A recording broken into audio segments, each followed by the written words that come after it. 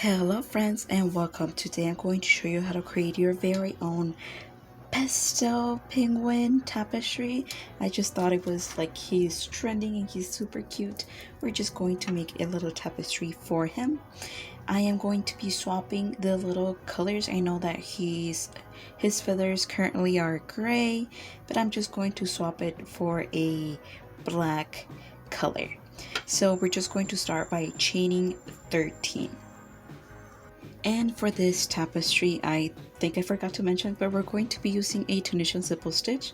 So since it's a fairly smaller project, you can get away with using your regular crochet hook. I am using a longer crochet hook. It's a Tunisian crochet hook. So anyway, after you chain your 13 chains, we're going to work onto the back side of our chains. So we turn our back, and if you run your fingers through the back side, you feel little bumps, and we're going to work onto those bumps. This loop that we always have on our hook counts as one. We're going to skip this very first bump and we're going to go straight to the second bump. We're going to insert our hook, yarn over and pull.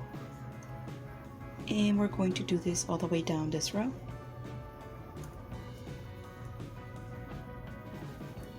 If you do have a little bit of trouble inserting your hook onto those bumps, that probably means that you made them or you chained your chains very tightly, so you can always undo them and redo them slightly looser. And we should end up with 13 loops on our hook.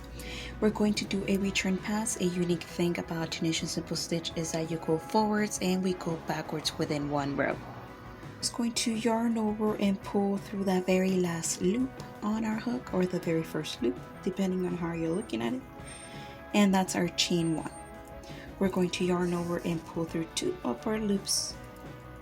Again, we're going to yarn over and pull through 2, pull through 2, pull through 2, all the way down our row, just like so. So then we are doing our second row, and if you pull onto our last row, you'll see like little stacks, and we're going to insert our hook onto those stacks.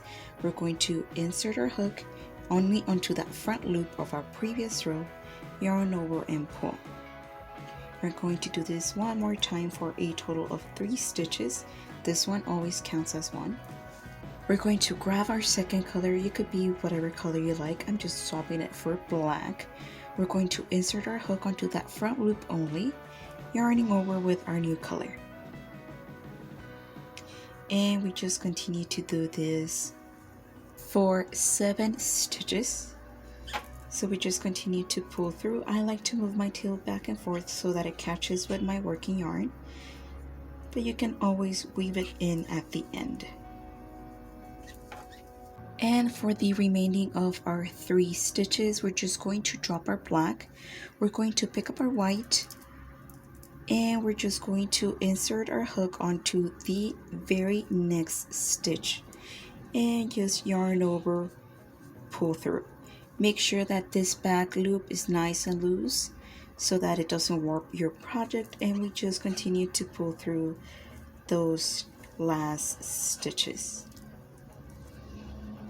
And then for our return pass, we're just going to always yarn over, pull through that very last stitch for a chain 1, yarn over, pull through 2, yarn over and pull through 2. This is another rule for Tunisian simple stitch. You always use that second color stitch to pull through. So in our case, we have our first and second color being different. We always use that second color stitch. So I'm just going to drop my white, pick up my black, yarn over with my black, pull through that white and through that black stitch. We're going to yarn over and pull through 2, pull through 2. The same rule applies, but since they're the same color, it doesn't really matter. We just do a color change whenever we get to these 2 loops right here. Whenever you have 2 different color stitches on your hook, always remember to use that second color stitch. We're using our black, we're going to drop it. We're going to pick up our white.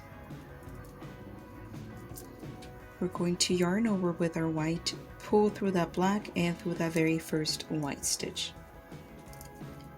Yarn over, pull through 2, yarn over and pull through 2. So this is actually where I leave the explanation. Everything that you need to know is within these 2 rows right here: your foundation, your color introduction, your color switch, your repeat is that second row that we just did, and of course down below in the description I leave the Pinterest pin that I'm following, but of course you can always take a screenshot of the picture on screen.